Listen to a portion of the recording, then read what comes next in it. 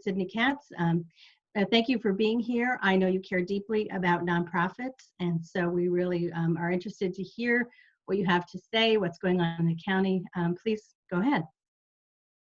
Well, thank you very much for inviting me. I appreciate being here. And as you already mentioned, you know, I've been taught that you're never supposed to start off speaking with an apology, but let me apologize for not being able to stay on the Zoom meeting for the entire meeting. As soon as my part is finished, I'm going to have to beg off, and I'm sorry to do that, but today is one of those days. It seems like recently every day is one of those days. It's just so different and so much time consuming. And I'd like to thank each of you for allowing me to be here, and I'd like to thank Mary Geis from my office, who works on these topics with you, I know, and others throughout the year, and she does a wonderful job, and I appreciate that. And I wanted to publicly say that about her. And of course, I'm appreciative that my friend and colleague Craig Rice is here, and I know that he said that he will stay on for the entire meeting. To start out and tell you point blank that I'm incredibly grateful, and you can underline the word grateful, for the tireless work of nonprofits and that you do on behalf of all of our residents each and every day. You know, I know you don't get thanks every day, but you deserve a whole lot of thanks every day. And so we are appreciative. You are correct. I stand with the nonprofit community. I am someone that realizes and have realized for my entire time that I've worked with the government that government cannot do it alone, and that we need and thankfully have the nonprofit community to do the work that government doesn't do, and in some cases the work that government couldn't do is anywhere near as efficiently as you do. And of course, I want to be responsive to the nonprofit community during our FY21 operating budget and the request and advocacy for positions.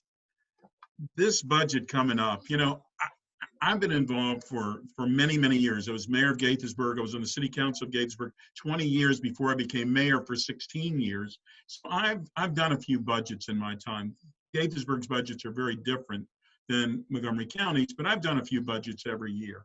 And I can tell you many times political people will tell you that they start out by saying, this is the worst budget I've ever seen. You know, this is horrible. Well, I can actually pass a lie detector test this year. This is the worst budget that we've ever seen. We have no idea.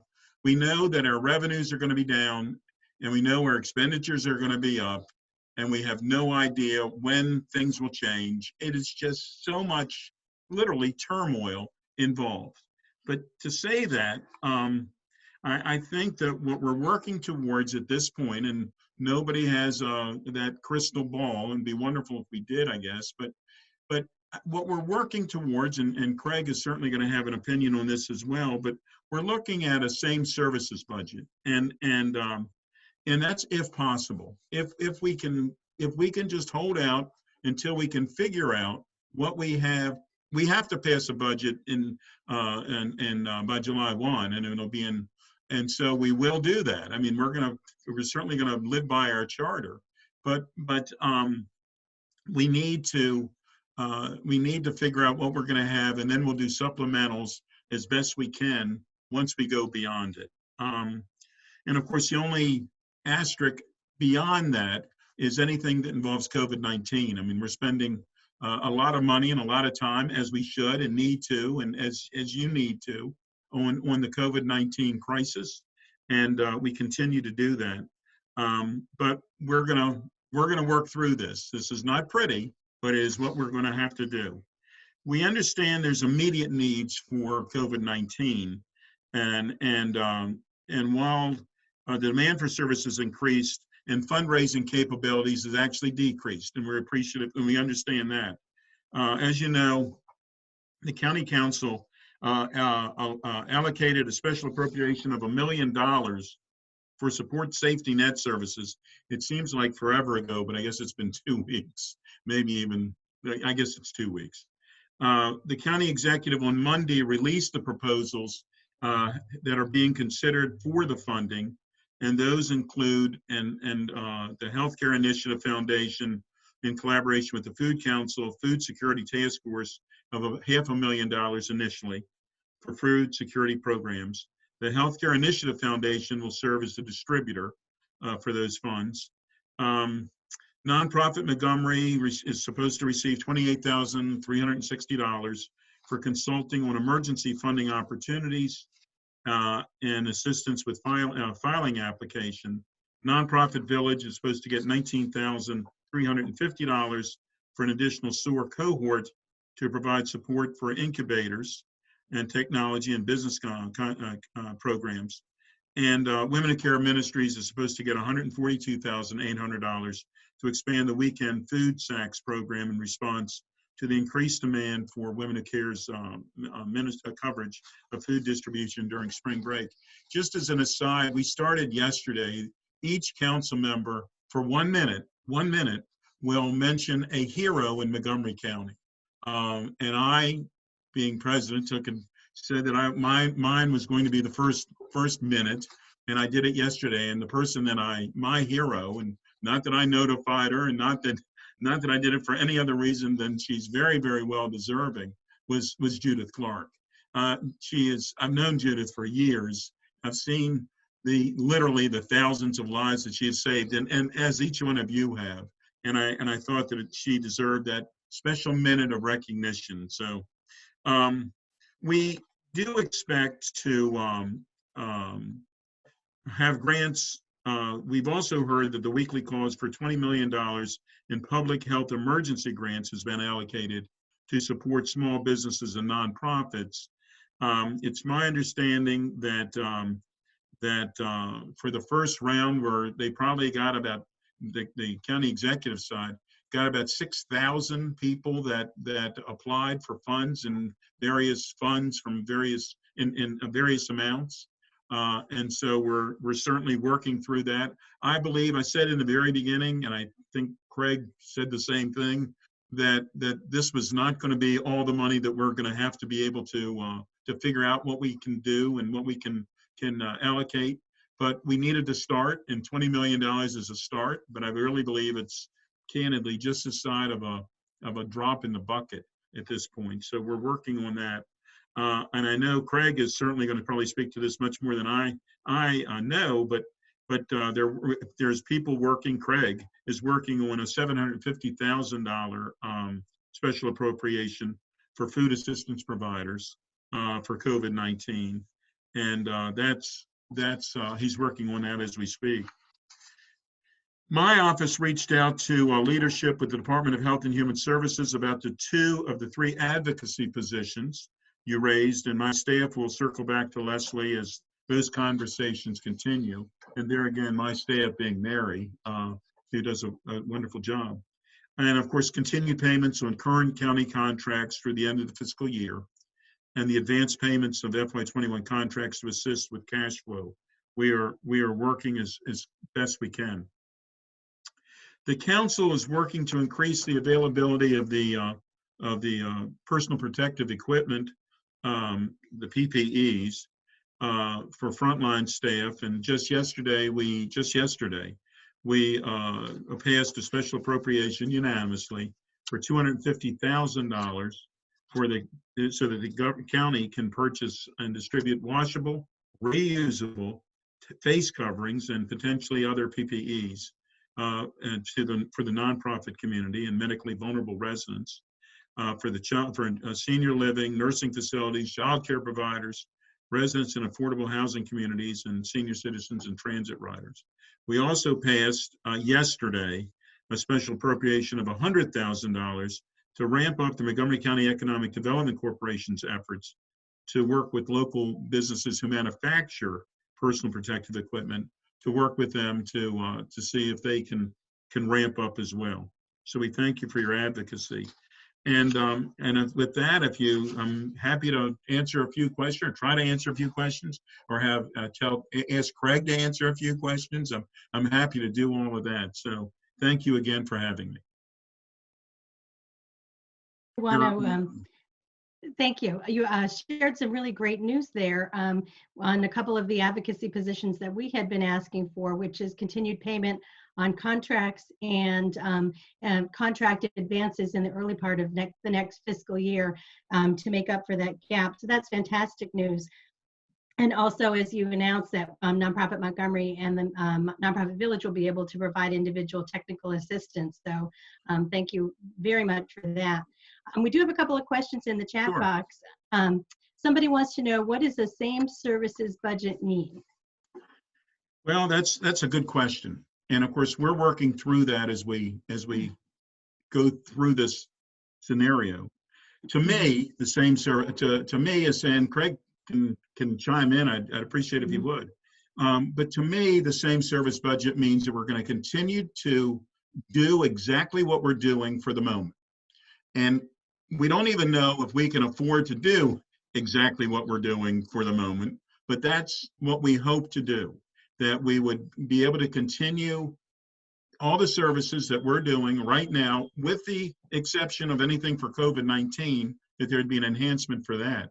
But that's what I always regard as same service budget. And Craig, if you're going to jump in, please do so. Sure. So let me just say, I completely agree with everything that the Council President has said. It's very rare that he says that, by the way. Yeah, hopefully this isn't recorded. Yeah. You're on record. Yeah, exactly.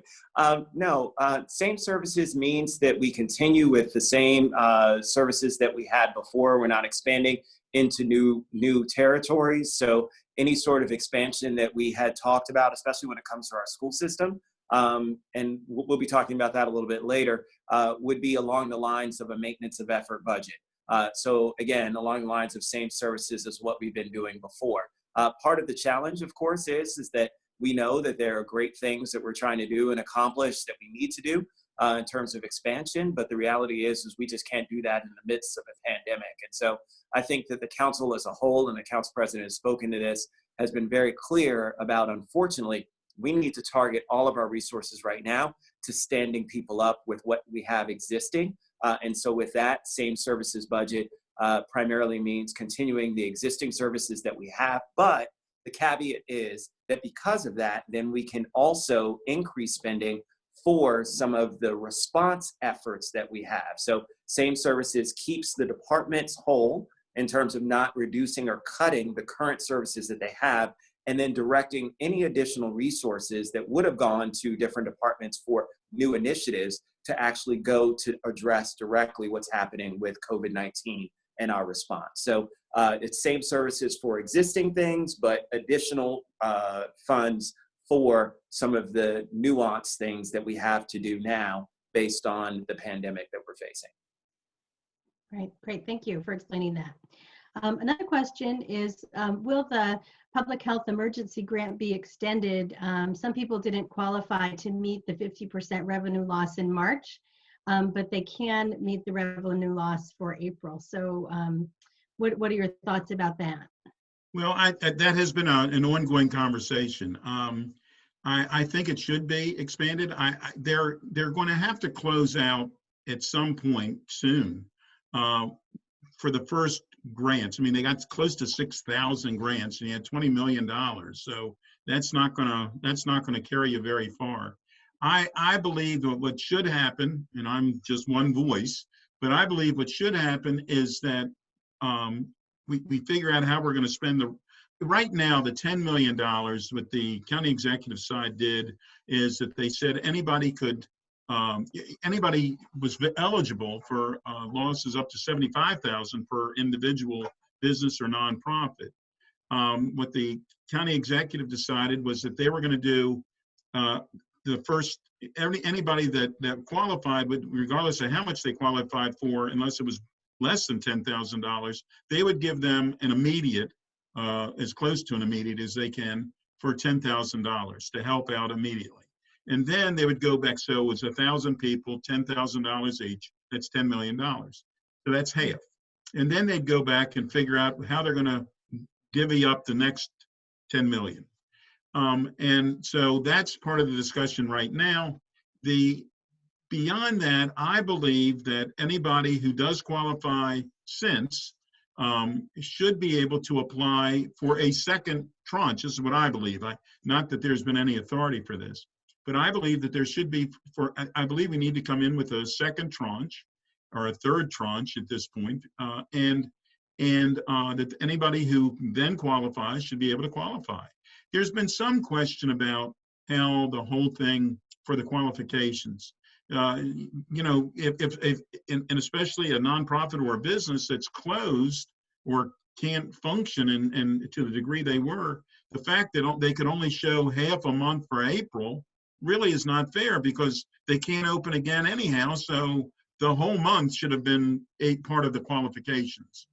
It wasn't, and that's probably, in my opinion, an error. But they should be able to qualify once we talk about the next tranche. Which part of what I have kept saying is one of the advantages of the $20 million part was that the county will finally know how much money we're talking about.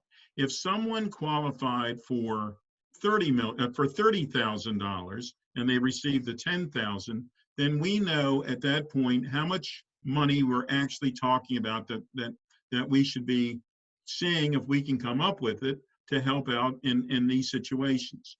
The up until now, everything has been theoretical. We have no idea how much the need really is. We believe there's a tremendous need, and there is, but we don't know actual numbers. So we have to do that. And as I've pointed out on several occasions, and $10,000 is a lot of money to some organizations or some businesses, and $10,000 to others really is, thank you very much, but it's not going to save me. And that in some cases, that's like taking a 20-foot rope and throwing it out to somebody that's 50 feet out in that lake. You're showing desire to try to help them, but you really aren't. I mean, you're not doing what you need to be doing. So we have to regroup. But that's where I am on this. Well, thank you so much for explaining that. Meredith, did you have a question? Council President Katz, there's a question here if there's going to be specific funding for mental health services. The provider here, NAMI MC, said they're providing very low cost mental health support groups and education programs online to a larger audience than ever. So the question was, is there going to be, what was the? The question is there currently or will there be specific funding for mental health services? I believe in the $1 million funds. I don't know how mental health was certainly a part of that funding. Craig he's shaking his head, yes. Yeah. But I don't know that it was specifically said how much for each. So if I could just jump in on that point. Sure. Just this morning, Dr. Kroll was on the line and was talking about some of that. It is assumed that the additional funding that we got delivered to HHS in its total component. So I'm talking about the $5 million. Some of that was supposed to go specifically for mental health, and the county executive just last night was talking about an additional $5 million appropriation going to HHS to help additionally as well. So from that perspective, now you're talking about $10 million as a whole being infused into DHHS. And yes, it is assumed that a lot of that is going to go to address the tremendous mental health issues that we have. That's been a topic of a number of our conversations on our Health and Human Services calls that we've had with Committee Chair Arnaiz and Director Kroll and others. So yes, from that perspective, that's a part of that. Are we doing something specific? No, I think it's a part of that overarching large sum of money. And NAMI should certainly be communicating with, and I hope that they've been talking with them, but if not, we can certainly arrange and make sure that that's set up. Fabulous. Thank you so much. Well, it's good to know. And I thank Craig for that as well. That shows if you don't look at your emails, and I haven't had a chance this morning, every 15 minutes things change here. So thanks. Great. Thank you so much. Now here's a thoughtful question for both of you. How are you applying the lessons learned from the last recession to this budget shortfall? Well, it's since I've been involved in Montgomery County, I don't believe we've had recessions, but I think we've every year had a savings plan that in Montgomery County, does not overspend its budget. We are in debt, and we're greatly in debt, but we have a balanced budget. So when revenues do not come in to the degree that we would have anticipated, then we have a savings plan, and we say, look, we're going to cut certain areas or across the board or whatever, which across the board has always been a concern of mine. I don't think that's fair. I don't believe you should take as much out of your entree as you do in your dessert. We can disagree on what's the dessert, but I don't believe you should do it that way.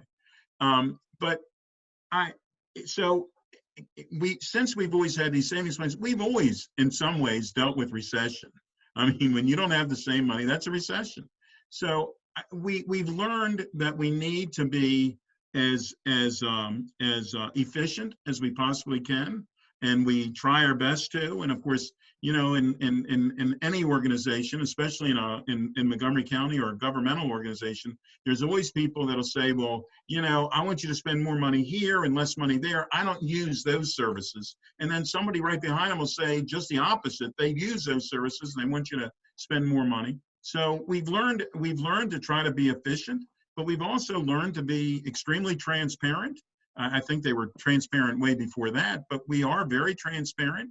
Our budget process is very public, and so that's what we're doing. I mean, we need to make certain that our revenues, which in this case we have no idea what our revenues will be. As an example, we know that the hospitality industry, the hotel motel tax is going to be down significantly.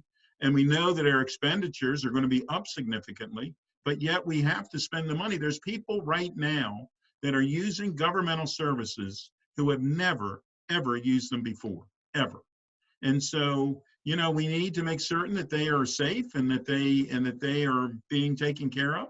And that takes money, and we need to figure out how the money's going to be. But that's as much as we've learned from the past, this one is very different for what we're in right now. Absolutely. Yeah, let me just chime in very, very quickly and just say on top of that, look, there's a lot of conversations around a lot of what's going to happen with the federal government and state government shoring up local governments as well. This new package is supposed to shore up local governments as well.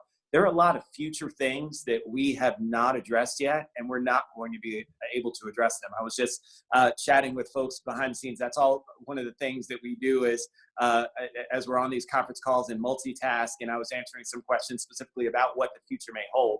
And that's some of the things that are out there that I know I'm going to address a little bit later on in terms of, especially when it comes to education, when it comes to ECE, those things have not been discussed. And those are going to be additional resources that we're going to have to address at some point, but we've got to just get through what we have currently and get through this part, and then start standing up some of the future things, but we don't know when it ends, right? So we don't know when this current thing ends, because folks are like, well, we can start planning for the future. Well, I don't know what the future is going to be. I don't know if the future starts in July, if it starts in October, if it starts in January of next year or February or March of next year. Keep in mind, some folks have canceled things until the end of the year. Some folks have postponed conferences until next year. I mean, so all of these things are going on, and it's very fluid. Keep in mind, I just want to share with you guys, at a part of this conference call earlier this morning with Health and Human Services and Dr. Gales, I'd asked the question, so the governor procured, and let me just be very clear, the governor procured 5,000 test kits from South Korea, which could then be manipulated into 500,000 additional tests. So let's just be clear about that. So that's going to take some time frame to convert those 5,000 into 500,000. Then who's going to get those 500,000? Well, the reality is that's 1 out of 12 Marylanders. Nobody has changed the testing protocol as of yet. So it's not as if every Marylander is entitled to a test now. There's still so many questions. And so from that perspective, there's no clear frame as to what the time frame or rollout is going to be in terms of testing, which would then allow for folks to open, to do things differently. And I say that because that's at the core of what the president and the federal government and governors and leaders are talking about in terms of getting back to normal and opening. So if we don't even have any of those answers, and Dr. Gale's answer to me was, I don't know any of that.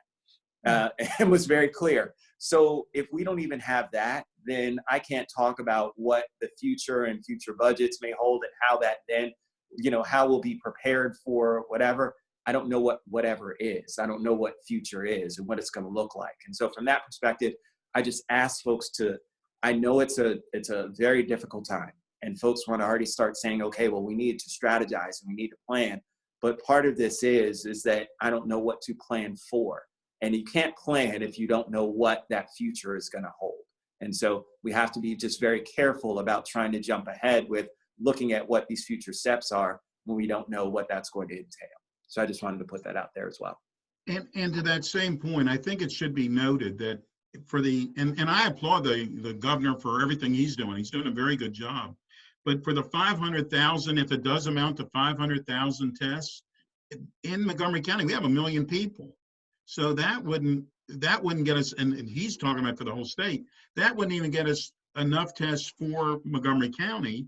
And when you test somebody, you find out that they are, have a problem. So you have to retest them. So we have no idea. And then I just heard, and of course it's been said before, that there's a possibility that this could come back in the fall.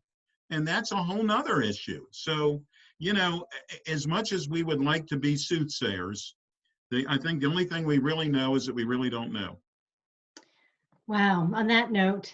I'm sorry, I shouldn't end it that way. No, it's okay. And I really appreciate the honesty. I'm sure everybody does. And I think we also really appreciate the sense that the council is with us. And now we know why we're all not sleeping well. But you do all have a lot resting on your shoulders, and we're very grateful for participating today and for the fact that you're keeping the sector and the people that we serve in mind. So thank you, Council President Katz, so much for being here today. Thank you, and thank you for being our partner. We stand with you, and we know that you stand with us. Thank you very much, and we will see each other another day. Thank you. Great. Thanks, thank you. Take care. Great. Okay, well, moving along then. Next, we're going to take some of the questions that have been sent in advance, and Vickie Buckland from DHHS and Caroline Sturgis from the CAO's office will come on. If you two could turn on your mics and cameras. We have a few questions in the chat box, and we're open to the comments that you have. Welcome, Caroline. Good morning. Good morning, and Vickie, welcome. So let's see. Well, Caroline, you had a couple of remarks that that you had about the from the questions that had been sent ahead of time. Do you want to go ahead with that? Sure, yes. Good morning. Thanks, Leslie. And thanks to those who submitted their questions in advance, gave us an opportunity to review them and respond. I am going to respond to some of the questions related to the business grant. I worked with my colleague, Jerome Fletcher, who's also an Assistant Chief Administrative Officer, who has been more involved in the development of the public health emergency grant. So I forwarded the questions to him. He wasn't available to participate, but he did provide us some written responses. So I wanted to share those responses with the group here. So bear with me while I just scroll down and read those questions and answers for you. So one question we received is how will an organization know if they are approved for the Montgomery County grant? The response to that is that we are in the process of sending out grant award letters now. They are receiving bank information and processing the payments. So there has been a team of county officials that have been organized to, process all of these grant applications as quickly as they can. For those who have been denied, right now the team is holding onto those letters. The county executive and council are both exploring ways to expand the criteria to increase the reach of those who are in need based on the showing on actual loss in March and the projected loss in April. So for those who have not heard, please don't give up yet, as the team is actively working to see how they can expand the criteria of that grant. Great, thank you. Caroline, I don't know if you saw in the question and answer box, there was a question for the county council, but I think it could equally go to the executive side. It's given that COVID-19 has disproportionately affected communities of color, is the question was county council, but I think you could say, is the county executive working on specifically targeting access to health promotion and prevention programs? Yes, so, we are looking at that. I know last night I was on a conversation with the county executive. This matter is important to the administration. So we are looking at funding opportunities to ensure that we can help. Yep. Can I just jump in on that? Because I know that also, the county executive has done a great job of coordinating with our minority health initiative providers to really start getting out into the community, but also working with our partners in the business and nonprofit communities as well, to really start to do that community outreach to ensure that from a culturally and racially diverse way, we're trying to outreach to as many people as possible, utilizing all of our resources. And so using that racial justice and social justice lens that we know is incredibly important, we're actually doing some of that and continuing to work.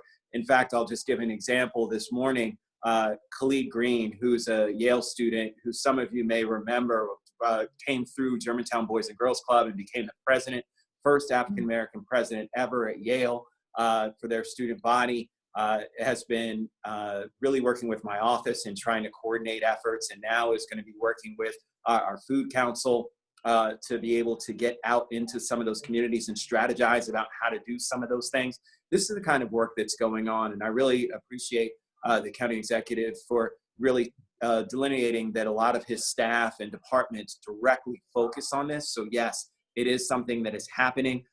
It's could it be better? Obviously, all of the things we're doing could be better, but it's going incredibly well, and they're doing a great job. So just wanted to say that. Thank you. I have a question in the question box. Not sure if you'll be able to answer this, but is the Comptroller of Maryland processing payments for businesses that are trying to get into good standing so that they can apply for grants? Do you know anything about that, Caroline? Because there's a whole process you have to go through. Are they actively doing that? Okay. So no, I don't know. That would have to be something we would have to follow up on and circle back. Oh, okay, great. Perfect. Vickie, welcome. Did you want to say anything about the funding that's now flowing through DHHS for emergency supports? What's the process there for those funds? So HHS and Caroline and others from the second floor from the county executive's office have been working on standing up a program for that. Obviously, part of what we are trying to do is to make sure that all of the residents of the county have access to some extra supports at this time. So that's part of the conversation. We are working on what will end up being a bit of a phased approach. As you can appreciate, at this time, it's impossible to know everything all at once. And we don't want to have to wait until we know everything before we start with something. So we are working on putting that together, and we hope to have some communication that comes out later this week about that. I know that people have a lot of questions and are very anxious to know answers about that, and we're trying to get that in place. I know that's not a very satisfying answer, but that is the answer for right now. Hopefully this week, folks will hear more about that. In the meantime, though, part of what HHS is doing overall is trying to make sure that we are supportive of a number of different efforts to either help directly with nonprofits or to be part of larger community-wide conversations. So HHS, for example, has continues to be involved with the Food Council Task Force, not only actually sitting on the task force and being a participant in it, in addition to trying to help other organizations find their way to that venue so that their efforts can be coordinated. Obviously, in our own contracts and our own work in the Interagency Commission on Homelessness and other kinds of venues, we've tried to just in general be involved. And so obviously we're involved with that particular appropriation, but there are a lot of other efforts that are going on. And obviously for nonprofit Montgomery, supportive of your efforts to then help the wider nonprofit community access other kinds of resources that are available to them. I know I was looking down the list of questions. One of the things that I think a lot of people have questions about is like that question about, what's happening with the controller of Maryland and stuff. And I wish that we had ready answers for some of that. We continue to ask people to try to send those questions in so that we can help find answers. But unfortunately, usually the situation we're in is that we don't know the answer either, but we're going to do our due diligence and try to find them. Great. Thank you so much. Well, we're just about at the end, Caroline, of this segment. Was there anything else you wanted to address before we go on to the next portion of the call? No, but I'm happy to answer any other questions. Okay. All right. Thank you. Well, if people want to continue to put questions in the Q&A box, thank you both for being here. And I see Molly Callaway, you've joined us. Actually, on my agenda, I have Franca Brilliant next, and then we'll go to Molly. So thank you. So Franca is our consultant who's working to help provide some extra technical assistance to nonprofits in accessing funding resources, and she is diligently watching all of the sources. And so what's going on, Franca? Can you fill us in? Yeah, actually there's a lot going on. But first I just want to wish everybody a very happy Earth Day, especially those who are doing environmental work all year long. We're in the midst of one crisis, but there's a longer term issue, and we appreciate the fact that you all are keeping this on the agenda. So happy Earth Day. Then I'll try to do this quickly. There is actually a lot happening. So let's start with the county funding, the public health emergency grant. That you heard a lot of comments on that from Council President Sidney Katz and from Councilmember Rice and from Vickie. So and Carolyn, so there's a lot of interest in this. I can tell you that, yes, there were 6,000 applications. Apparently they have reviewed about 1,100 of them, and about 100 of them are at the payment stage. They are working very hard. They said they're expanding the team, so they hope to get them out, the approvals out quickly. As I forget who noted, but somebody noted, they're not sending out denials because they want to do a reassessment of the criteria. There's the question of whether April losses will count. There's the question of whether 50% is too high, a 50% loss, that is. I do know that, I think it was Ruth Stempel said that the biggest reason for those applications that were denied is that they did not reach the 50% bar. So they're thinking about what to do with that. Obviously, if they change criteria sort of in the middle of the process, they'll have to do some really good communication around it. So they are working on how to get that out. And as you heard, there was an additional $5 million for restaurants and retail that was passed yesterday. Unfortunately, not available to nonprofits, but it does sound like there will be more money coming. The council is looking for ways to provide additional funding. The really big news is that we expect that the PPP, so the Payroll Protection Program, will have a second round of funding. The Senate approved it. The House is supposed to vote. Mr. Trump is supposed to approve it as well, so everybody expects it to go through. They're dealing with some procedural issues. There's been huge demand for this. I believe they approved something like 1.7 million loans. I won't go into all the issues, but you probably have heard about the fact that there was a carve out for restaurants that had more than the allowable number of employees, which was 500. And so Shake Shack got something like $10 million, which they are now returning. And a number of small businesses have sued big banks, claiming that they were discriminating in the way that they process loans. So there are a lot of issues, not surprising given how much money they were moving. This is many times over what the Small Business Administration is used to putting out in a year. That said, here's the good news. There is about let's see, the total is $320 billion for PPP. That includes a $60 billion carve out for community banks and smaller lenders. So the idea there is that hopefully that will reach down deeper into the community.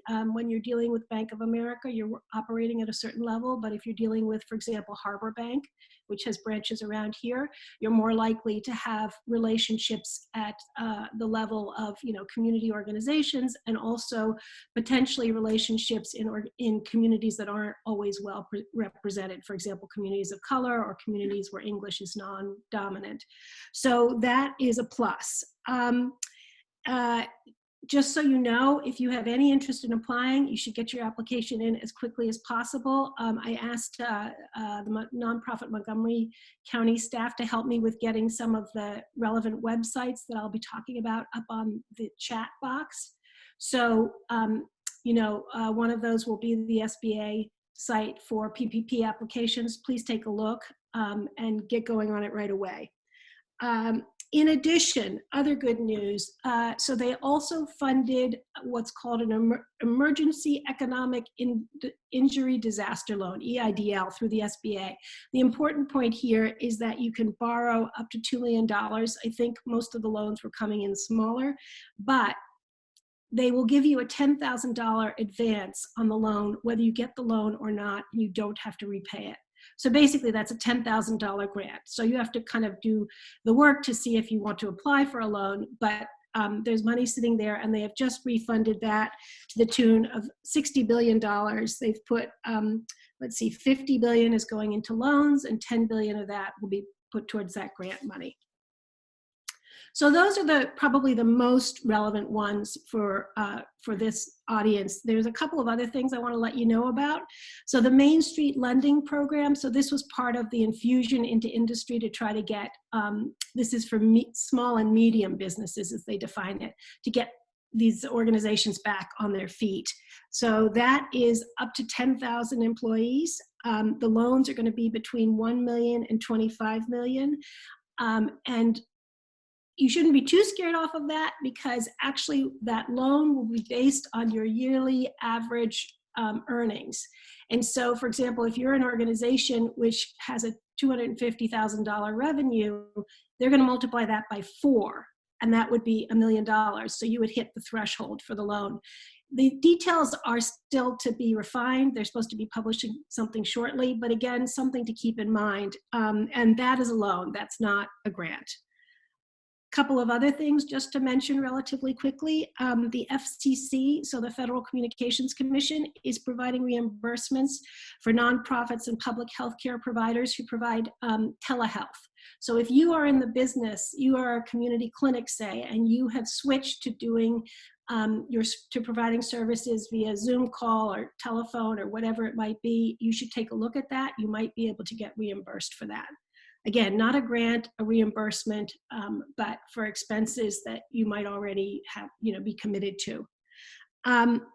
Another one that is out there, which I think I've mentioned before, but just a reminder, is that the Maryland Arts Council is offering emergency grants for arts organizations. There's no limit on size, so of the organization or of the grant. So take a look at that website again. I believe the staff will be putting, I see it up in the chat box now, so you can go take a look at that. One thing to note about those grants, they did say there'd be a 90-day turnaround, so once you're approved, you'd have to wait about 3 months for the money. They may be able to speed that up, but just word to the wise. In case you didn't know, demand is just huge for all of these funds. The Chamber of Commerce, the U.S. Chamber of Commerce, actually put out a fund. They announced it on Monday, which was basically $5,000, almost no questions asked. If you had between 3 and 20 employees and you could show a W-9, basically that was sort of the level of the eligibility. The site crashed within a few hours because there was so much demand. So they are still trying to raise more money, and you should keep an eye on that. It's kind of an unlikely source, but it was for both nonprofits and small businesses, and I'm sure they're trying to raise more money for that. One last thought, because there's a lot of there is so much demand on these sources of money is that actually individual donors are giving now. I've seen figures that donor advised funds are giving 120% more than they were last year at this time, and GoFundMe has raised $120 million since February. So for COVID related, fundraisers. So if you're not asking your donors, you should be in conversation with them. And that's a whole other topic, but just don't hesitate to ask. Be sensitive, but don't hesitate to ask. So I think that's it. I don't know if there are any questions that have come up in the chat. Leslie, I think you're on. Sorry, I was on mute.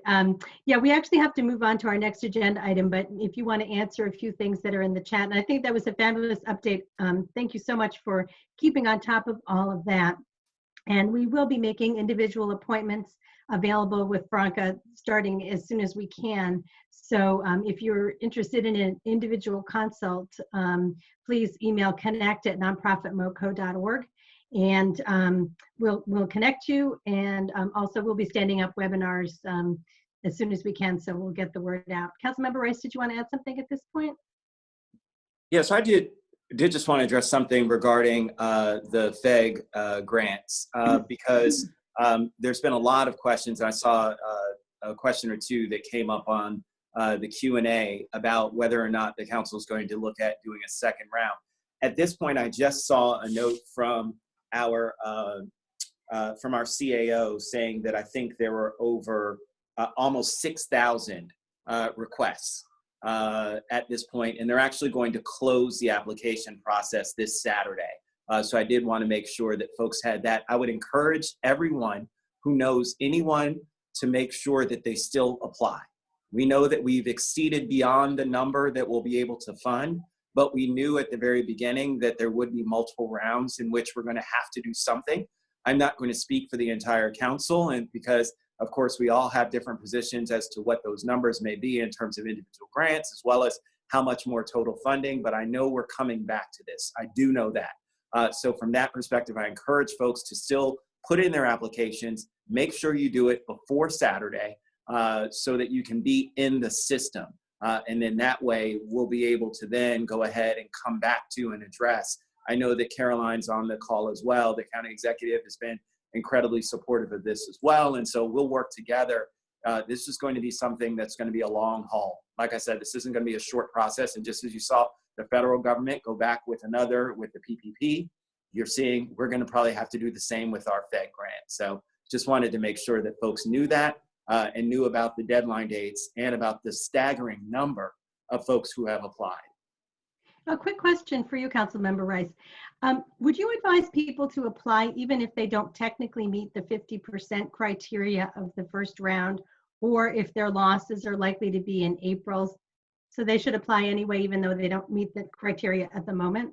So I'm going to let Caroline weigh in from the executive side, but let me just say from my side, I've encouraged all businesses and people to apply for everything. Even if you don't think that you qualify, let someone tell you no, instead of you deciding for yourself, no, you're not eligible, because criteria may change. And if you're already in the system, it makes it easier for us to then go through and figure out what the need is. And that's the other thing. By doing this and by having the application open, we kind of know and have a good idea of how much need is out there and where people are in terms of what their need is. But we can only do that if people apply. And so my encouragement is for folks to continue to apply. I'd much rather you get a letter that says, well, it doesn't qualify for this, but you may want to do this, or whatever the case may be, than just deciding on your own that you're ineligible. So that's my advice. I'll turn to the county executive. Great. Thanks, Councilmember. I will stand behind your encouragement. And the other thing that I wanted to add is that I know that there were a number of questions that came in regarding childcare providers, and currently wondering if there could be a separate appropriation or carve out made available with the PEG grant for those childcare providers. So that request has been elevated to the county executive. So it is something, although right now there isn't a special provision, a carve out for that, it has been made known to the county executive, and we are exploring that. Fabulous. That's great news. Okay, thank you all. And let's move on to our next segment welcome Molly Callaway, the director of the Montgomery County Volunteer Center. I know the Volunteer Center has jumped right in and has been mounting a big response and hearing a lot from people who want to help. So please let us know, Molly, what's going on and how people can connect to it. Thanks. Great. Thanks, Leslie, and thanks for all that Nonprofit Montgomery is doing to share so many great resources with the community. It's amazing how all these nonprofits are standing up and providing so many incredible services, and everybody's changing their operations to work as best we can. So my portion will be relatively brief here. I just want to remind folks, of course, that the Volunteer Center website is there as a great resource to reach the community. And we know that there's a ton of generosity coming in from people, individuals, businesses, others that are looking for ways to make a difference right now. And while our application has always been a place where you could post requests for volunteers and for collections of things like food or holiday gifts, you can also now, specifically for COVID, we're asking organizations, if you have funding requests that you'd like to put out to the community, if you have an Amazon wish list, these are the things our clients need that we're collecting right now. These are the PPE items we need for our food providers. If you're looking for donations like that, funding donations and others, you can post those as opportunities on our website that will catch the eye of the community as folks are looking for ways to help individually. We also have some information on the volunteer page related to COVID response for some of the community and neighborhood connections, some of the informal ways that people are getting involved through next door neighbors and things like that. So we're trying to guide people for all different ways that they can help. We are working closely with the Food Task Force, with the Food Council, and really trying to help channel some of this energy to the critical need that's rising for the number of people applying for food. We all know that is a drastic increase and the need is there. So we're trying to make sure that we get those needs articulated in a way that we can direct people to that. So if you have an account on our website and you're comfortable and you want to post things, go for it. If it's one more thing that you can't deal with, we can help you with that. So email me and we'll share my information in the chat, but it's molly.callaway@montgomerycountymd.gov, or our general mailbox. I have a fabulous volunteer, Carol Ross, who's working from home and helping organizations. We'll post your needs for you if you can't figure out what's one more database you don't want to have to deal with. Let us know what those are so that we can get the word out for you and help people find your information on our website. And I think, that's the main thing. We just want people to know that we can post things. We've added a couple of additional search filters for the public to be able to find. Virtual opportunities is a new search filter. We've coded all of the organizations that we've identified that are part of the food security network. So that's another search into the causes for nonprofits. And of course, there are 2 specific search filters for people looking for donations related to COVID and for emergency response volunteer opportunities. So those are some of the things we're promoting. And yes, for Earth Month, Earth Day, this is the month that really, we'd love to see that promoted. And so as new opportunities are coming in, post them. Also, Leslie, I had heard that there was questions about service learning. I know the Volunteer Center website is all about kids and SSL hours. So so far, what MCPS has determined is that high school seniors are not required to complete their hours in order to graduate, but they are discussing changing the requirement that in the past and even currently is not allowing students to earn SSL hours when they're doing virtual work from home. So they're looking at that and seeing if there are ways to make that change. So they're definitely looking at it. They're working with the state, with the State Board of Education. So that's something that's being reviewed and addressed right now at MCPS. That's good, because we've been hearing a lot about that. So any advocacy in that direction is really great. Molly, can you quantify how many volunteers have come through your site looking to help at this time? Are you able to say numbers or volume or how many projects you've matched? I'm just curious. One of the things that we have we want to make this as easy as possible for volunteers and for organizations. So if organizations put their own link within the description, we can't count that as a number. So we can see the numbers. I can pull some other numbers up. I know the Medical Reserve Corps is something that we've been promoting a lot, and just talking to them, they usually get 7 to 9 volunteers a month. They've had 2,000 people sign up in the last month. You know, MANA has their task force that they've been recruiting additional people, planning for this surge, and they've had hundreds of people sign up. So that's what we're seeing. We're, you know, as we're helping organizations post opportunities that are specific to COVID and delivering food and sorting food donations, we're hearing back, I've got 2 people, I've got 4 people, I've got 8 people responding. I had somebody tell me they had 8 people, but I'm looking, I said, no, you had 15 people respond in the last day. So it's just, you know, they're coming out, and different people are finding things different ways. But the more clearly we can give people ideas of what they can do that's safe, and we really need organizations, as we are all doing, planning those volunteer opportunities in a way, thinking, how is this volunteer going to be in a safe position? Are you asking them to come to you? What do they need to bring with them? What, you know, do you have face coverings and hand sanitizer? What are you asking them to bring? And then how is your environment going to be safe for the volunteers? So putting that in the description helps for people to see themselves in that role. Fabulous. Well, it's great to hear that people are coming out and wanting to help. So that's very good news. Thanks so much for sharing, and we'll continue to connect people to you. Great. Okay, so moving along, now I'd like to turn to Councilmember Rice, and talk to us a little bit about education, about school closings, and leading into our discussion of early care and education. Welcome. Well, thank you very much, Leslie. And I'm going to try and be brief so that we can get to some questions, comments, as I'm sure there are a lot. Let me just start off with the basics. I'm going to go through each one individually. Back in the middle of March, we closed the majority of our schools, and then that went from all of our schools in CPS to universities at Shady Grove and Montgomery College. And since then, there's been a lot of questions about what would entail the possibility of a school opening.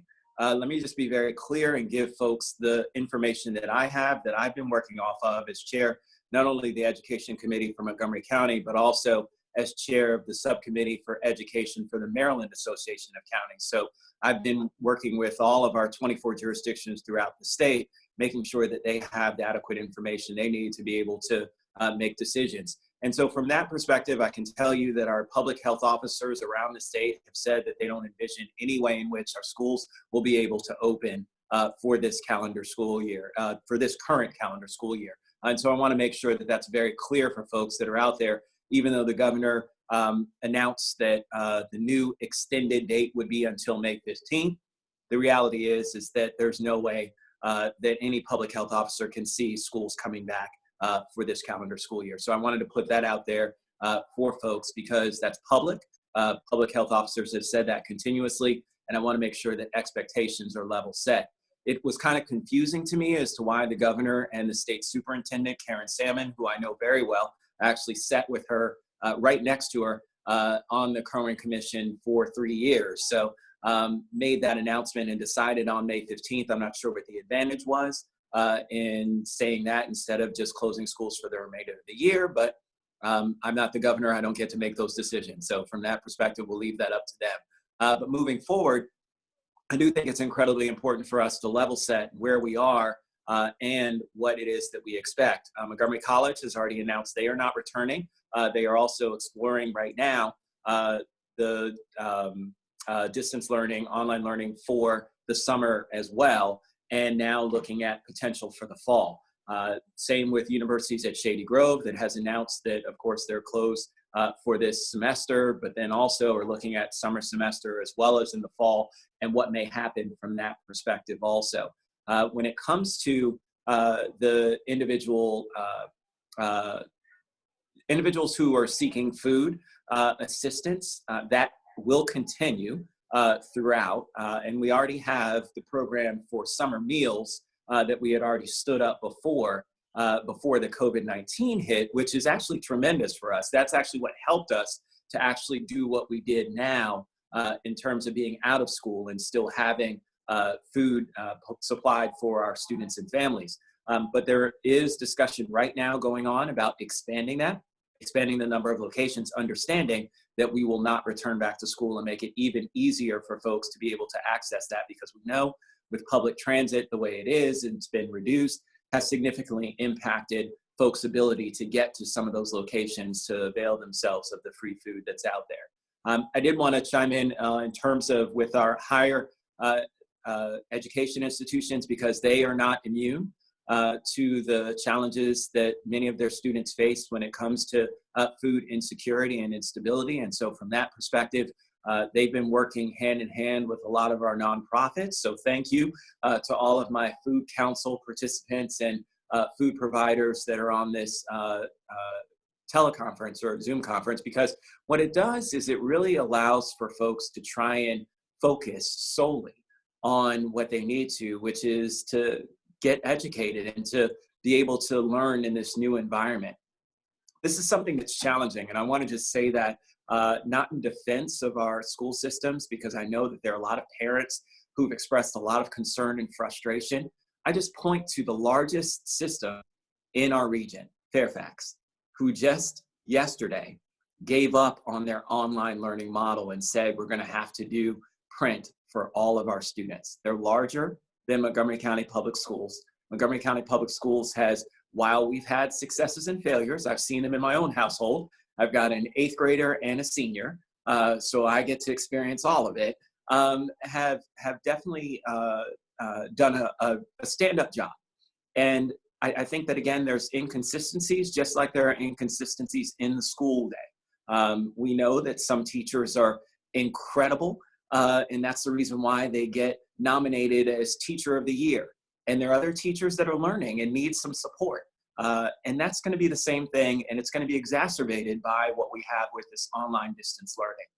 So, and even our institutions of higher education at universities at Shady Grove and at Montgomery College are experiencing the same things.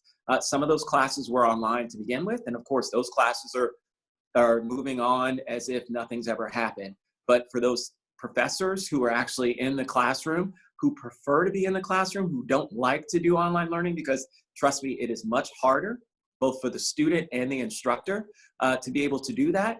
It's hard, and it's presenting challenges all across the board. So I know, just as we're asking for folks to be patient when it comes to the other things that we're working through, please be patient with our education partners. I think that they are, and keep in mind, they are doing the best that they can with what they have in the situation that they have. Everyone wants to say, well, why didn't we have a plan for this? Well, that's across the board, folks. I mean, there is nothing that we could have foreseen in terms of planning for something like this. I'll just draw your attention, when September 11th happened, even when the Pentagon got bombed, schools were still in. This is something to think about when it comes to what it is that we're doing. We've never seen anything like this. This is unprecedented. And so from that perspective, it makes it incredibly challenging. I did want to just chime in for one last piece, and that's with our early childhood education providers who are on the call. No one has forgotten about you, but keep in mind that we are still struggling to figure out what our new normal will be. And so because of that, it's very difficult to then say, so what is it going to look like when we get back to folks going back to work, and how will we keep them whole? How will we make sure that they need to stay in business? That's what the Fed grants are for. It's for all of our businesses to make sure that they have access. And so from that perspective, I want to let you know that you're a part of that. I do appreciate Caroline saying that the county executive is looking at something specific. I would be supportive of that and think that it's important for us to do that. I would just say that all of our businesses, just as we highlighted for our restaurants and our and our retail providers that are out there, all of our businesses are important. They all make sure that our lives go on as we'd like to see them go on. And so from that perspective, we've got to stand them all up. And so just understand that just because a person may not say, hey, and this business, doesn't mean that you're not at the forefront, that you're not a focal point. We know how important you are. We know the role that you play. We know that you going out of business and not being able to provide a service for the community is a challenge, and we couldn't go on as normal without that. And so we know that. And so rest assured, we understand and are trying to figure out ways in which we're protecting as many of our businesses as we can. So I'll stop there. There's a lot more that I'm sure folks will have in terms of questions that we can delve into for some very particular topics. Well, great. Thank you so much. And I'm sure that the early care and education community appreciates that you're paying attention and that you're standing with them. We do have to move on to our next segment, and I'd like to invite Sharon Friedman and our panel to turn on your videos and join us. I've asked Sharon Friedman to introduce this segment and to moderate the discussion. Many of you know Sharon. She is the director for Montgomery Moving Forward, and I'll let her tell you about that, which is part of Nonprofit Montgomery. So welcome, everyone, and Sharon, take it away. Hi, everyone. Can you hear me? Yes, we can hear you. Okay, great. Okay. So thanks so much for the opportunity to be able to introduce three amazing people within the early care and education field. As Leslie said, I direct a program of Nonprofit Montgomery called Montgomery Moving Forward. And for the last 7 years, MMF has brought together cross-sector leaders from Montgomery County to address issues of importance in Montgomery County. And our current issue that we've been working on for the last several years is early care and education. We see early care and education and its success in this community as being part and parcel in partnership with the economic success of our community. And you can learn more about MMF if you go onto the Nonprofit Montgomery website. I encourage you to do that because I don't want to spend any more time on this particular initiative, but rather move to the conversations with our ECE experts. But I do want to say, as an introduction, one other thing to build on what Councilmember Rice said and what Caroline brought forward. To the degree that in the county, there is the recognition of the importance of early care and education as absolutely key to the economic success of our community. That is something that we want to keep reiterating. But I also want to give a shout out to the early care and education workforce. Our belief being that if the early care and education workforce and the sustainability issues around their resiliency, around their being able to continue and recover from this crisis is not addressed in the present, then the future for early care and education, the business, the organizations, is not a rosy one. So a shout out to those individuals who every day toil in family child care settings, in center-based settings, within the school system and DHHS settings, and let's just keep them in mind as well. So it's my pleasure, though, to introduce three women who are real leaders within the community, not only within their own organizations, but within the childcare community itself, in terms of being people that we all turn to for good counsel and guidance. The first is Joanne Hurt, and Joanne is the director of Wonders Early Learning and Extended Day. Second is Tiffany Jones, and Tiffany is with the Head Start Policy Council and the Community Action Board. And then Jen Arnaiz. And Jen, just yo woman's duty in this crisis as the director of the Department of Health and Human Services Resource and Referral Center. So without further ado, Joanne, would you like to say a few words? Actually, I think we're going to start with Tiffany. I thought Tiffany? Okay, that's fine. As a family child care provider. Okay, Tiffany, take it from there. Okay, so I am speaking as a family child care provider and as well as a member of the Head Start Parent Policy Council and a member of the Community Action Board.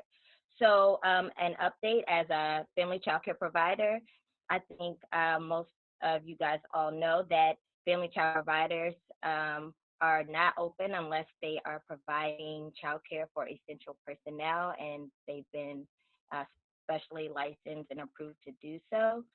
I think that that's a difficult choice that many family child care providers have had to make.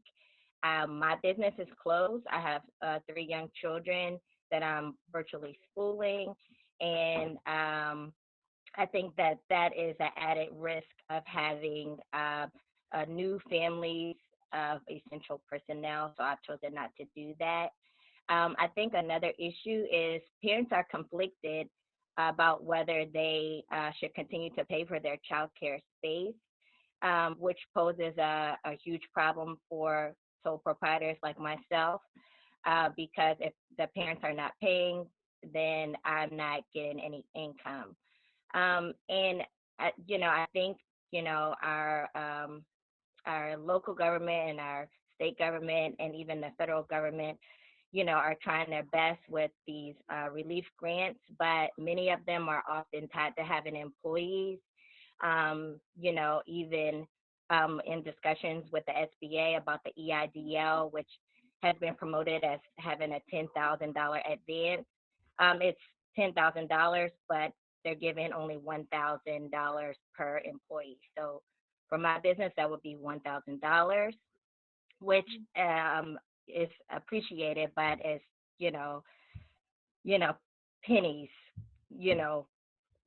for what income. Tiffany? I know Tiffany was having some technical problems earlier, so we might want to come back to her. Okay. All right. So then, Joanne, would you like to speak with us? Sure. Hi, I'm Joanne Hurt. And so what we've done at Wonders, so we're a multi-site nonprofit, and we do early childhood education and before and after school programs. And so when the school system shut down, we also closed. Partly, it was our choice at that time, because at the moment we made the decision, the state had left it up to individual programs to decide whether or not to be open or closed.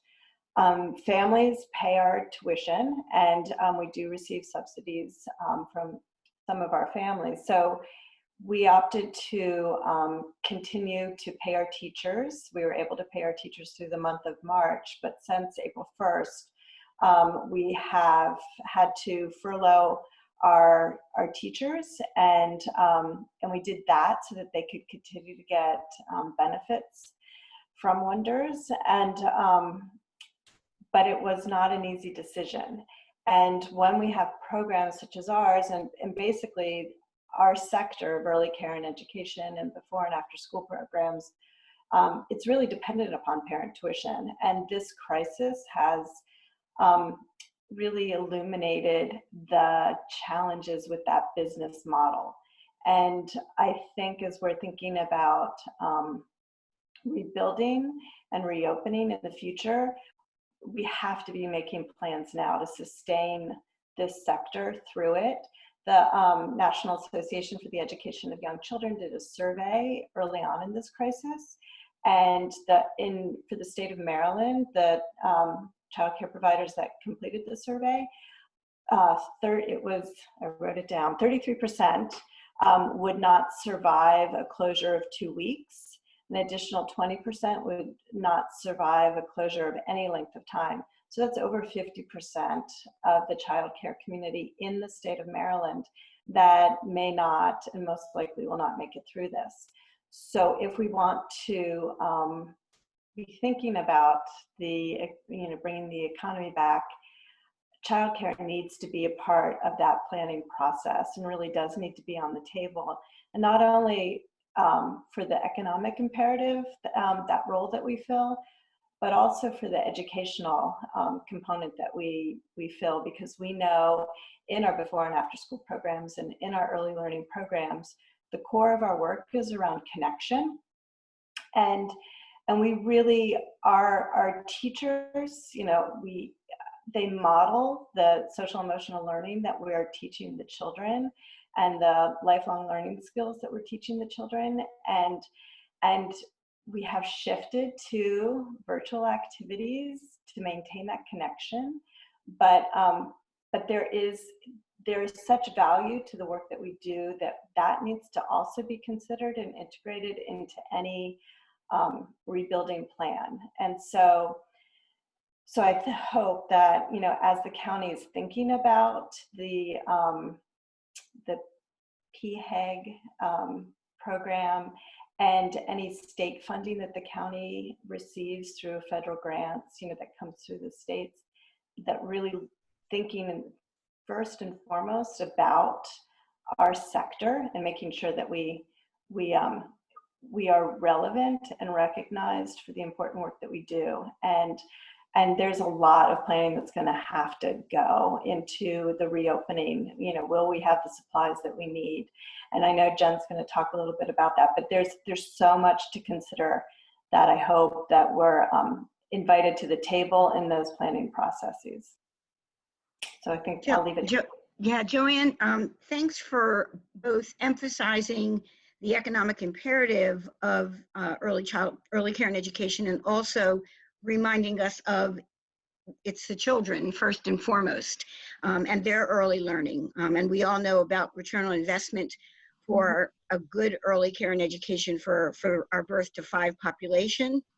One thing before we turn this over to Jen, I think is also of importance is when we talk about the early care and education workforce, quite frankly, much of the workforce that is reliant on childcare to be able to recover and continue will be affected by our planning and our support of the early care and education workforce, and therefore the early care and education organizations themselves. So, you know, I think that you framed it very nicely. And Jen, before you talked a little bit about what you're experiencing, not everybody that's on the phone call may be familiar with the resource that you run, which is the Child Care Resource and Referral Center in the county, which is part of a network of child care resource and referrals, not only throughout the state of Maryland, but throughout the United States. So Jen. Thank you, Sharon. Good afternoon, everyone. So yes, the Child Care Resource and Referral Program does provide support to the child care community. We are part of a statewide network that is operated under Maryland Family Network. We are very fortunate in Montgomery County to actually be a part of Department of Health and Human Services as a program. You know, I think one of the most important roles that we have is capacity building and programmatic support to our child care providers. And this COVID-19 experience has really shined a light on an already fragile system. The childcare industry has many fractures, and what we have seen over the past 4 to 6 weeks is what I've referred to now as giant canyons of issues that need to be resolved. One of the things that we have really been focusing on is supporting the immediate. So for example, at this point, there are about 190 essential personnel childcare sites that are in operation and are providing childcare services for essential personnel. There's roughly around 1,100 children that we can see that are being cared for in these sites. But these sites, the average number of children is pretty low. The state does pay for them, but it's not enough really to sustain a business. You know, and they struggle with having supplies. I've worked very closely with our Emergency Management Operations Center so that we could get supplies such as bleach, hand sanitizer, soap, masks, and gloves to the childcare programs. But however, to be very honest, it's still not enough. And we're still actively recruiting and asking for donations so that we could give to our childcare programs. One of the other things that we're doing to help these EPIC or EPSA sites, essential personnel childcare sites, is to provide weekly e-blasts, information, resources, ways to connect with different relief funds that are available. And we are the only jurisdiction in Maryland to offer a child care health consultant who will go, and she's a nurse, and she will help support with any questions that the program might have. A big piece, as both Joanne and Sharon had alluded to, you know, the child care piece is one thing, but we are built on relationships. So social distancing with children under 5 is very challenging and it's difficult. And so our nurse and our staff have been working with the programs to give them ideas how to maintain small group size and still have that meaningful interaction with the children. The other thing that we are focusing on, as I said, we were focusing on the immediate, and we're also looking at right now and beyond. So we have been able to consolidate our partnership contract with the Women's Business Center to have a full-time consultant 2 days a week who will work with our childcare programs in a virtual capacity to help them really apply for different relief packages or funds that are available, organize their record keeping and their business, business resources together and apply for example, the local funding, the SBA grants. What we are finding though is many of our childcare programs don't necessarily qualify for those relief packages. As Tiffany had alluded, the payroll protection plan is there's a $10,000 upfront, but it's $1,000 per employee. So family childcare really don't benefit that much from that.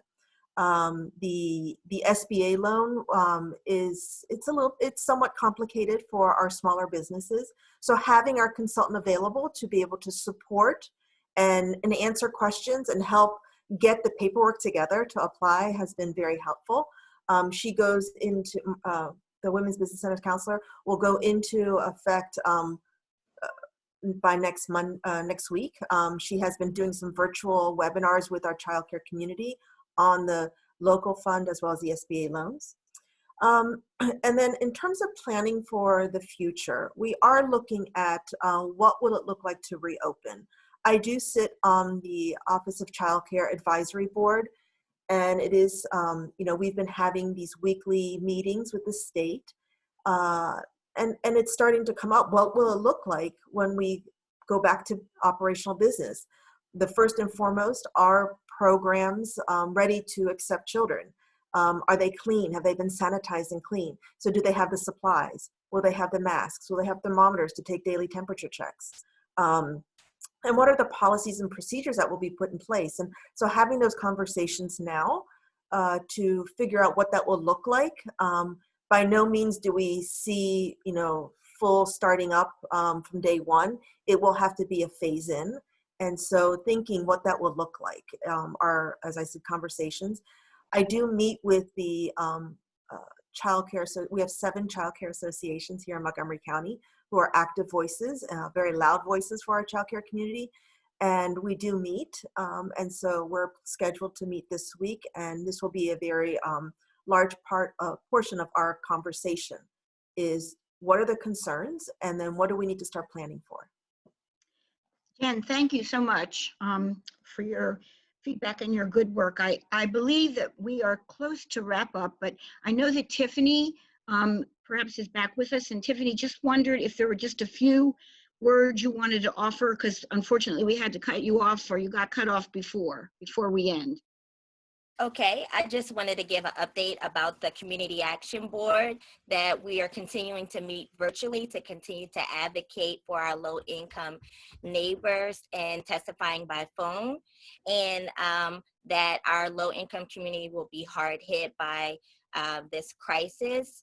The Head Start programs, the family service workers are connecting with families remotely, and developmentally appropriate packets were sent out to families, and there are plans in the works to register families for pre-K and Head Start remotely, so they wanted that information to be shared.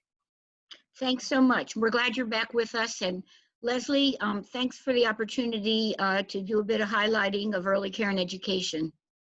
Thank you. Well, thank you, Sharon, and thank you to the rest of the panel and to all the speakers on the call today. I feel like we've heard so much news just in the short hour and a half that we've been on the line. So thank you to everyone for joining, Councilmember Rice and of course Councilmember Katz, who already had to sign off. I believe we have some info that we can show on new programs that we're registering for, and do watch for our e-news. We'll be making the consultations available to so that people can check in with some help.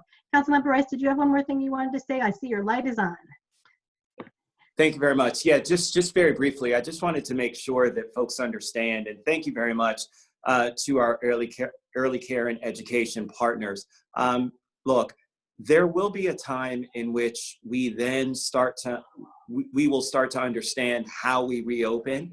And of course, our early care and education partners are going to be a key component of that. But we haven't even gotten to a point of where we know where that's going to start until we start to see a measured reduction in this curve that everyone talks about. Let me just share with you that in Montgomery County alone, just between between the day before and yesterday, we had 11 deaths and 110 new cases. That's just in Montgomery County. So I want folks to make sure that they understand our numbers are still rising. And so for us, what we're trying to do is continue to understand how we can battle what we continue to see as a challenge when it comes to trying to stave off this continued increase in this curve. And then once we start to see that flattening, then we can talk about projections with our public health officials about what some time frame may be and then what that may look like. Because as we start to open back up some of the different businesses and things like that, obviously early care and education is going to be a key component of that. And so we'll have to have those partners and providers then stood up to make those things happen. And in the meantime, we have to make sure that they can continue to exist, which means that's where the public health emergency grant funds comes into to keep those employers and those entities stood up until that time frame. So I just want to let you know that's kind of our thinking, that those are the challenges that we're facing. But I do appreciate the continued work. I do appreciate those who are continuing to serve our frontline providers. It is an incredibly important part of what it is that we're doing in trying to respond to the pandemic. And I really want to thank all of our nonprofits for all the great work that they're doing to keep our community lifted up during this incredibly tough time. So thank you to all of you. Thank you so much. And everyone, take care. I agree. Thank you to all the nonprofits for all the work that you're doing. We really count on you. And just to note that next week we'll be having Senator Van Hollen call in, as well as Senator Cheryl Kagan. So thank you so much, and do be in touch. We will continue to bring you content that you're interested in, so let us know what you'd like to hear about. Take care, everyone.